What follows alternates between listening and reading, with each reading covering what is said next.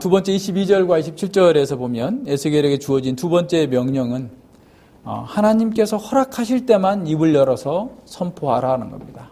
에스겔에게 철저하게 한계를 정해줍니다. 에스겔을 전하는 자로서 자신을 완전히 비워야 함을 선언하고 있어요. 22절과 23절에 보면 다시 한번 하나님의 영광의 환상을 대면합니다. 에스겔이 이전에 보았던 바로 그 하나님의 영광의 환상입니다. 에스겔은 땅에 엎드립니다.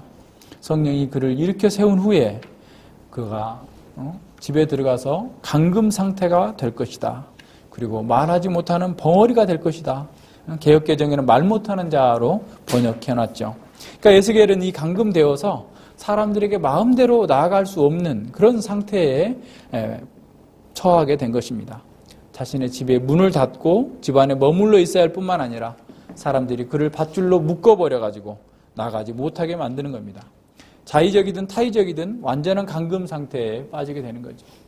또한 그 혀까지라도 입천장에 달라붙어서 자기가 말하고 싶을 때 말하지 못하고 하고 싶은 말을 할 수 없도록 하나님께서 그의 입을 주장하고 있습니다.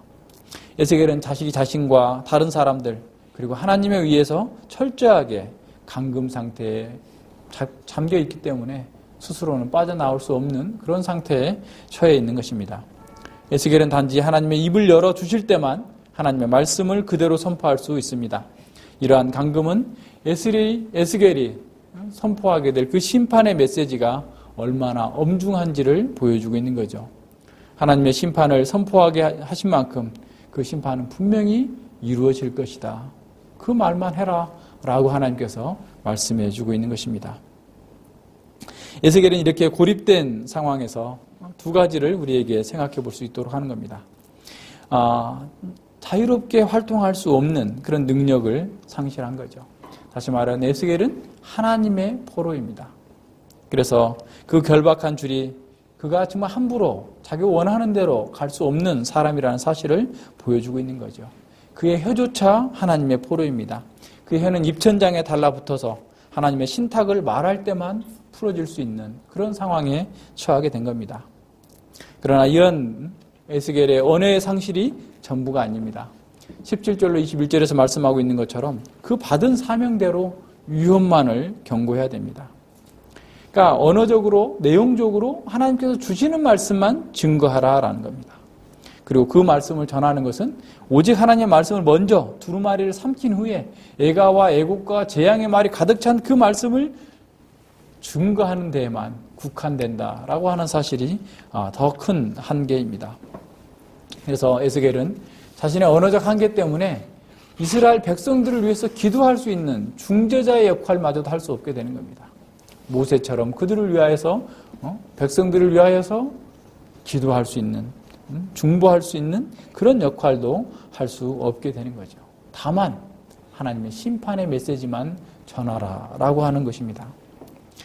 이런 에스겔의 감금은 이제 24장 이후에 가면 예루살렘이 완전히 멸망된 이후부터는 자유롭게 나가서 말도 하고 회복과 그 평강을 선언하는 그러한 그 신탁이 나오게 됩니다. 그러나 그때까지는 어쨌거나 그 한계 내에서만 해야 된다라는 겁니다.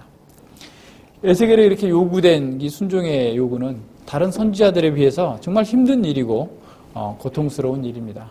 그럼에도 불구하고 에스겔은 이사야가 말했던 것처럼 내가 여기 있나이다. 나를 보내소서라고 하는 그 말씀에 자기는 순종합니다. 이것이 하나님의 사람의 특징입니다. 바울도 여러 면에서 정말 고난과 어려움을 겪으면서 하나님의 일을 했습니다. 사도행전 20장 23절과 24절에 보면 오직 성령이 내게 증거하여 결박과 환난이 나를 기다린다 하시나 나의 달려갈 길과 주 예수께 받은 사명 곧 하나님의 은혜의 복음 증거하는 일을 마치려 하면은 나의 생명을 조금도 귀한 것으로 여기지 아니하노라 라고 말씀하고 있습니다. 어떠한 고난과 어려움이 있다 할지라도 하나님의 은혜의 복음을 전체를 다 증거하는 일에는 내 생명마저도 귀한 것으로 여기지 않고 생명보다 더 소중하게 하나님의 사명을 받들겠다라고 선언하고 있는 겁니다. 바울은 육체의 가시를 짊어지고 일생 동안 고통 가운데 살았습니다. 그렇지만 그는 하나님을 온전히 헌신하는데, 섬기는데 썼습니다. 바울은 자신에게 무슨 일이 닥치든지 실령 감옥에 있다 할지라도 그 감옥에 있는 것 때문에 하나님의 복음이 매이지 않는다라고 선언하고 있습니다. 디모데후서 2장 9절에 보면 복음을 인하여 내가 죄인과 같이 매이는 데까지 고난을 받았으나 하나님의 말씀은 매이지 아니하니라 라고 선언하고 있습니다. 에스겔은 가고 싶은 곳에 갈 수도 없었고 하고 싶은 말도 다 할 수 없었습니다. 에스겔의 삶은 자신을 위한 어떤 독립적인 공간이 없었습니다. 책임감이 덜한 그런 직무를 갖거나 덜 힘들고 덜 고통스러운 그런 직책을 자기가 선택할 수도 없었습니다. 그는 하나님의 선지자로서 그의 사명에 철저하게 갇혀서 파수꾼으로서 임박한 심판을 패역한 사람들에게 계속해서 경고하고 알려야 했습니다. 그는 이 모든 것들을 한 번도 거절하지 않고 그대로 수행하고 있음을 보게 됩니다. 에스겔에 있었던 이런 제한도 사실은 우리에게도 동일하게 있어야 됩니다. 먼저 우리가 전하는 메시지가 철저하게 성경의 제한을 받아야 됩니다. 오직 성경만을 우리가 증거하고 나타내야만 합니다.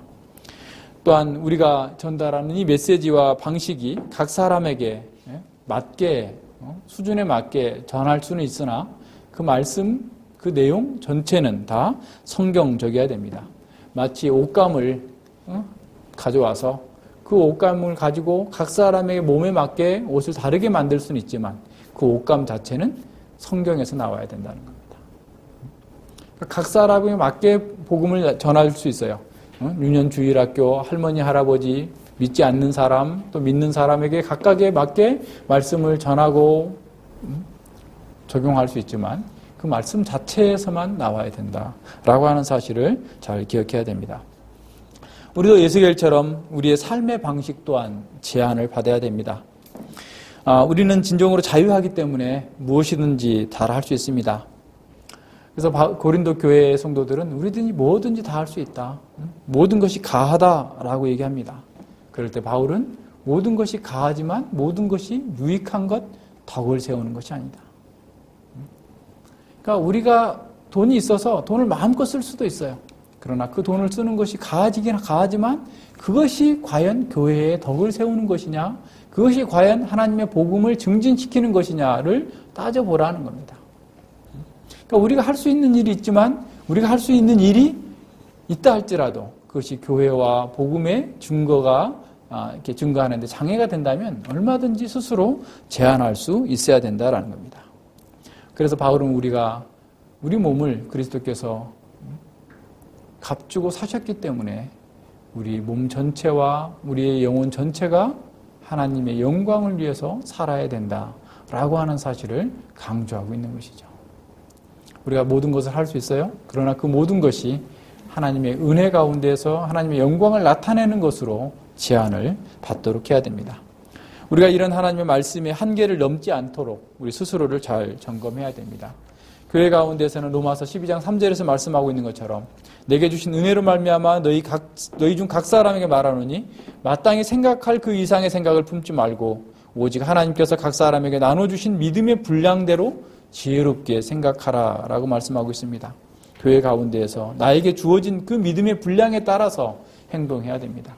자기가 받지 않은 그 은사들을 탐하거나 스스로 자기를 높여서 다른 사람을 주관하거나 그렇게 하려고 해서는 안 된다라는 것입니다.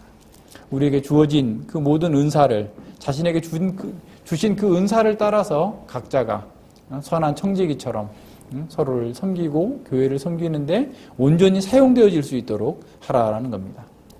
또한 우리의 삶 속에서도 우리의 삶에서도 말씀의 한계를 지켜야 됩니다.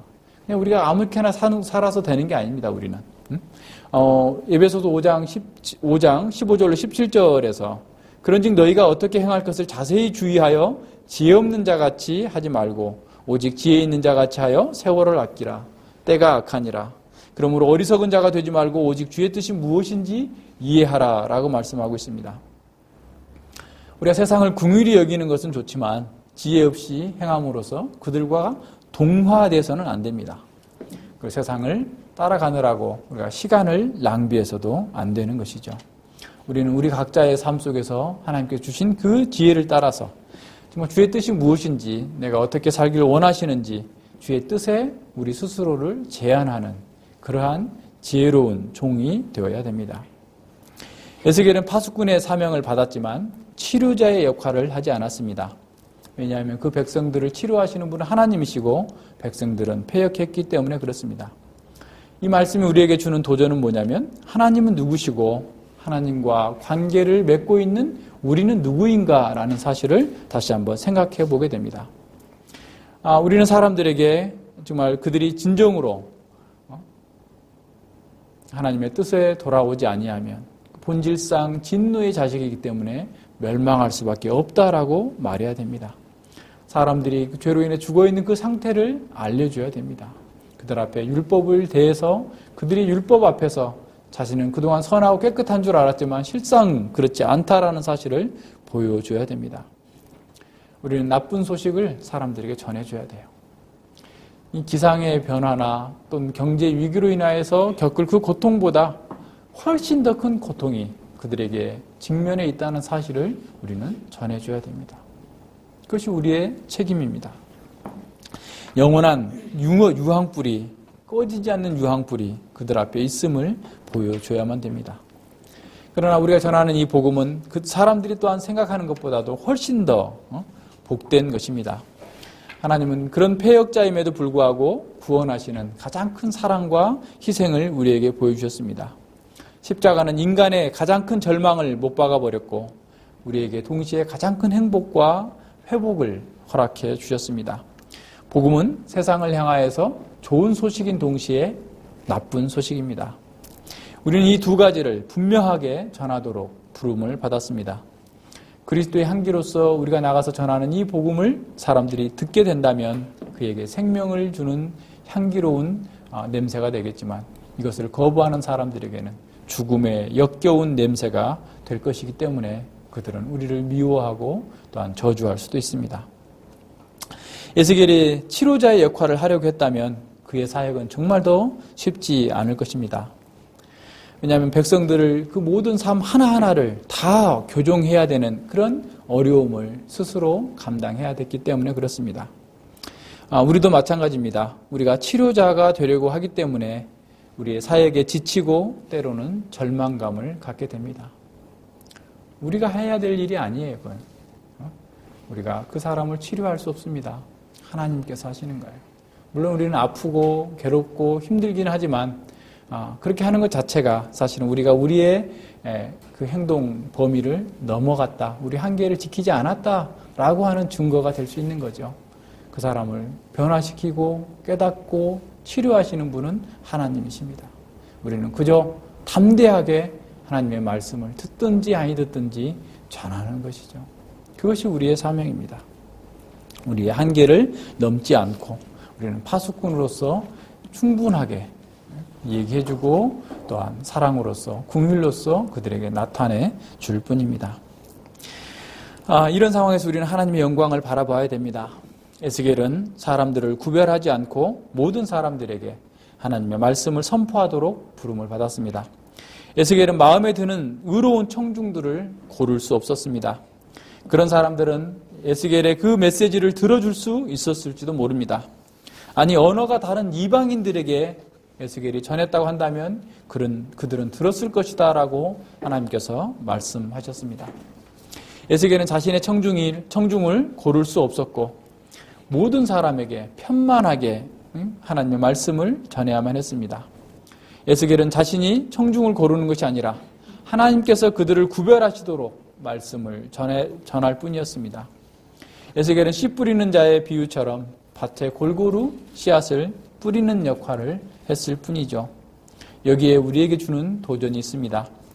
우리는 친구들이나 가족들을 유망한 후보자와 강적으로 구별하려는 그런 경향이 있습니다. 따라서 우리의 수고는 우리의 말을 잘 들어줄 것 같은 그 사람에게만 수고를 투자하고 싶은 그런 욕망이 있습니다. 그러나 이 사람보다 저 사람이 우리가 전하는 그 말을 잘 들을 것이라고 말하는 우리는 어떤 사람이었습니까? 성경은 강적인 사람들이 예수님 믿는 것으로 가득 차 있습니다. 사도 바울과 같이 계속해서 교회를 핍박하는 사람도 예수님을 믿고 돌아섰습니다. 부자 청년과 같이 하나님 나라에 멀지 않은 부자이면서 영성에 관심도 갖고 있고 모든 것을 하나님을 위해서 살겠다고 하는 그 사람도 예수님의 말씀을 듣고는 근심하며 떠나버렸습니다. 따라서 파수꾼으로서의 우리의 임무는 복음을 잘 받아들일 준비가 되었다고 하는 사람들을 찾아내서 정확하게 복음을 전하기 위해서 그들의 마음의 토양을 분석하는 일에 부단히 몰두하는 일이 아닙니다. 우리는 오히려 하나님의 말씀의 신실한 선포자가 되어서 우리 주변에 있는 사람들이 삶 속에서 좋은 소식과 나쁜 소식을 동시에 신실하게 하나님께서 주신 대로 증거하고 전파하는 것입니다. 좋은 밭에 심겨진 씨앗은 계속해서 좋은 열매를 맺을 것입니다. 의인과 악인, 좋은 밭과 나쁜 밭의 궁극적인 평가는 과거에 그가 어떤 삶을 살아왔는지, 그가 어떤 성품을 가졌는지, 그가 어떤 대학에 나왔는지, 그가 어떤 좋은 직업을 가졌는지 그것이 아닙니다. 하나님께서 중요하게 여기시는 것은 그 말씀에, 선포되어지는 말씀에 그가 어떻게 반응하느냐에 다른 것입니다. 우리가 죄에서 돌이켜서 예수님께서 우리를 위하여 사신 일을 우리의 삶과 죽음의 유일한 기준이다라는 사실을 내가 받아들이고 있는가? 우리가 진정으로 하나님을 반역하는 죄인이며 영원히 멸망받아야 될 그런 죄인이라는 사실을 내가 인정하고 있는가? 이 복음의 나쁜 소식을, 이 복음에 반응하지 않으면 영원한 멸망을 당할 것이라고 하는 이 나쁜 소식을 내가 받아들이고 있는가? 죄를 심판하시는 그 하나님의 공의와 거룩하심이 진정으로 나를 기쁘게 하고 있는가? 애가와 예곡의 말씀마저도 기쁨으로 달게 받아들일 수 있는 그런 마음과 귀가 있는가? 여기에 달려있는 것입니다. 성경에서 의롭다는 것은 하나님과의 바른 관계에 있음을 의미합니다. 그리고 사람들 사이에서도 바른 관계에 있는 것이 의로운 것이죠. 하나님 앞에 내가 있어야 될 자리에 있으면서 순종하는 삶이 바로 의로운 삶입니다. 사람들과의 관계, 남편과의 아내의 관계, 각자 하나님께서 정해주신 그 자리에서 자신의 역할을 하는 것이 의로운 것입니다. 그러나 이러한 의로운 삶은 끊임없이 갱신되어져 가야 합니다. 계속해서 발전해 가야 되는 거예요. 우리가 성도의 견인이라고 할 때 한번 견인되면, 구원받으면 마치 스키장의 리프트가 밑에서부터 저 위에까지 끌어다 올려주는 것처럼 가만히 있어도 우리가 의롭게 되는 상태를 유지할 수 있는 것이 아닙니다. 우리는 부단히 계속해서 이 하나님의 말씀을 적용해서 흐트러져지는 우리의 삶의 자세를 바로잡고 하나님 앞에서 우리 자신을 계속해서 바르게 세우는 노력을 죽는 날까지 계속해 나가는, 그래서 끝까지 인내함으로써 자신의 역할과 위치가 하나님 앞에서 바른 관계 속에 있도록 노력하는 것입니다. 경주하는 것입니다. 이 선지자의 사명과 파수꾼의 사명과 선지자의 삶의 제한 사이에 하나님의 영광을 보여주시는 그 뜻이 바로 여기에 있습니다. 이것이 만약 사람의 일이라고 한다면 아무리 강한 마음과 굳센 의지가 있다 할지라도 우리는 성공할 수 없습니다. 그러나 이 막중한 사명이 여호와의 영광에 함께하기 때문에, 영광의 하나님께서 그 일을 만들어내셨기 때문에 티끌 같은 인자라도 그 일을 감당할 수 있습니다. 하나님께서 다시 우리에게 자신의 영광을 보여주시고 성신을 함께하게 해주심으로 말미암아서 에스겔을 일으켜 세운 것처럼 우리도 그렇게 일으켜 세우실 것입니다. 우리는 이 세상에 패역하다고 해서, 우리가 전하는 이 말을 듣지 않는다고 해서, 그리고 우리를 고통스럽게까지 한다고 해도 우리는 멈추어 서서는 안 됩니다. 우리는 어떠한 고난과 어려움이 있다 할지라도 우리에게 맡겨진 사명을 끝까지 완수해야 됩니다. 그것이 형격의 길이라도 육체의 죽음을 요구한다 할지라도 우리가 담대하게 선포하고 나아가야 됩니다. 히브리서 10장 38절과 39절의 말씀입니다. 나의 의인은 믿음으로 말미암아 살리라. 또한 뒤로 물러가면 내 마음이 그를 기뻐하지 아니하리라 하셨느니라. 우리는 뒤로 물러가 멸망할 자가 아니요 오직 영혼을 구원함에 이르는 믿음을 가진 자니라. 이 복음성가입니다. 나는 가리라. 주의 길을 가리라. 그 길이 멀고 험해도 나는 가리라. 주의 길을 가리라. 세상을 향해 외치는 소리가 되리라. 겸손한 마음으로 형제를 섬기며 온유한 성품으로 주의 사랑을 세상에 전파하리라.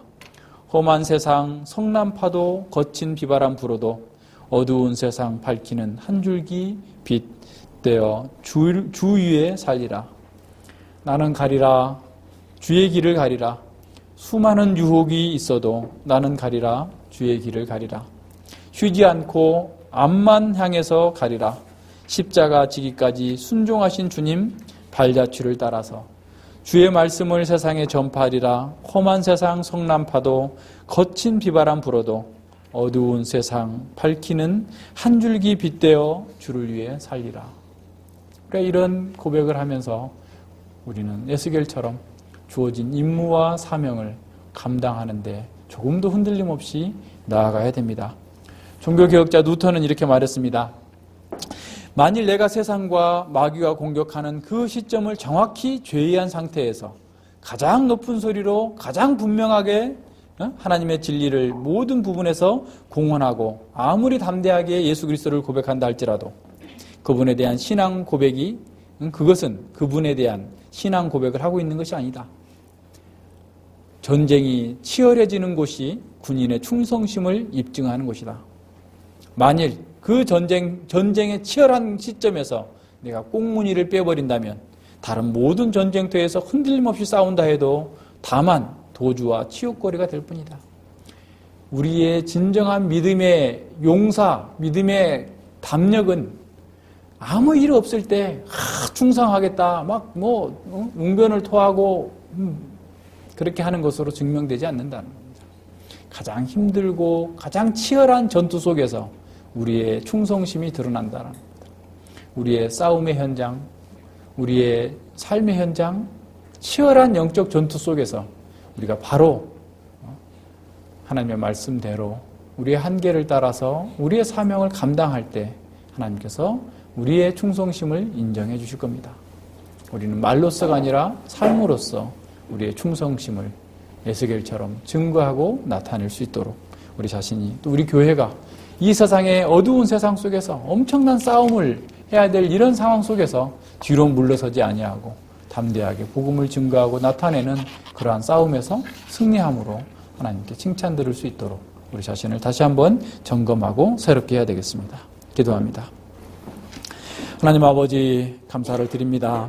주께서 저희들에게 은혜를 베풀어 주셔서 참으로 우리 스스로도 감당할 수 없는 이 놀랍고 거대한 사명을 우리에게 맡겨주셨사오니 진실로 감사를 드립니다.